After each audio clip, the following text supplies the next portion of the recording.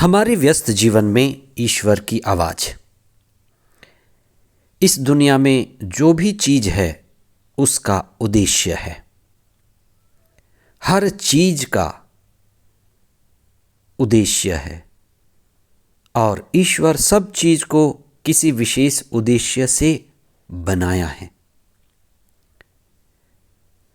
हमें कुछ चीज़ों के उद्देश्य का पता नहीं है। शायद धीरे धीरे उन चीज़ों का उद्देश्य पता चल जाए। मनुष्य भी अपने जीवन के उद्देश्य को नहीं पाया है। दुनिया में दो तरह के लोग हैं। एक वे लोग जिन्होंने मनुष्य जीवन का उद्देश्य पा लिया है और उनका जीवन बदल गया है। वे सुखी हैं और उससे भी अधिक वे आनंदित हैं। पर वे लोग जो अपने उद्देश्य को नहीं जाने, उद्देश्य से अनभिज्ञ हैं, वे दुखी हैं। क्योंकि जो उद्देश्य से बना हुआ है और वो उद्देश्य ही ना मिले तो वही दुख का सबसे बड़ा कारण है। आज हम इस पर चिंतन करें। आगमन का तीसरा सप्ताह 20 दिसंबर 2025 शनिवार। पहला पाठ नबी इसायास का ग्रंथ अध्याय 7 पद संख्याएं 10 से 14 तक और संत लूकस का सुसमाचार अध्याय 1 पद संख्याएं 26 से 38 तक। अकेलापन मनुष्य के जीवन का सबसे बड़ा दुख है। कई लोगों से आप मिल करके, उनसे बातें करके ये जान सकते हैं कि जो भी व्यक्ति अपने उद्देश्य को नहीं पाया, अपने उद्देश्य को नहीं जाना, वो सबसे अधिक दुखी है। आज आप इस बात पर चिंतन करें कि मनुष्य का अकेलापन व्यक्ति के लिए सबसे बड़ा दुख का कारण है और ये अकेलापन हर व्यक्ति को कभी ना कभी जल्दी या देर से अनुभव होता है कि मैं अकेला हूँ, कि अकेला आया हूँ, कि मुझे अकेला जाना है।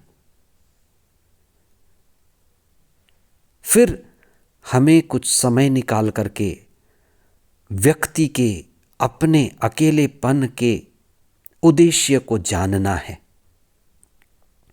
मनुष्य एक तो ईश्वर के प्रतिरूप में बना है, तो मनुष्य ईश्वर की संगति के लिए बना है, ईश्वर के साथ रहने के लिए बना है, ईश्वर से संयुक्त रहने के लिए बना है।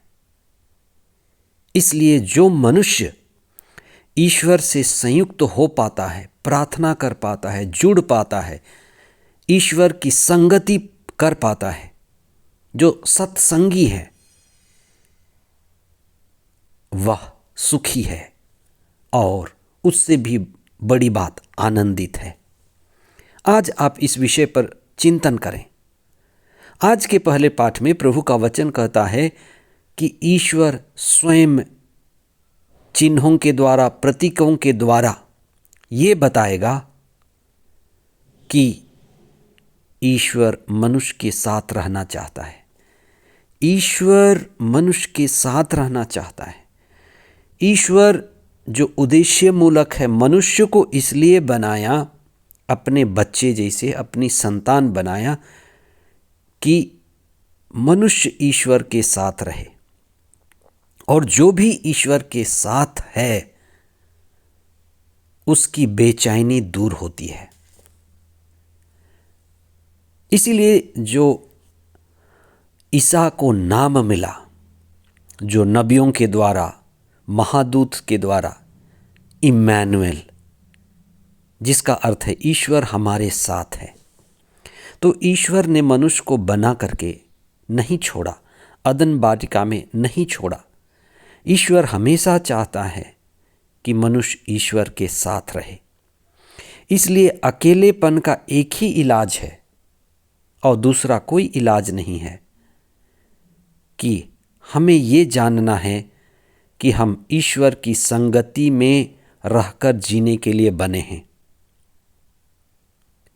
इसलिए जो मनुष्य की सबसे बड़ी समस्या, अकेलेपन की समस्या, सूनेपन की समस्या और आंतरिक बेचैनी, इसका मूल कारण है हमारे जीवन में ईश्वर की अनुपस्थिति। ईश्वर हमारे जीवन में अनुपस्थित है, यही हमारे दुख का मूल कारण है।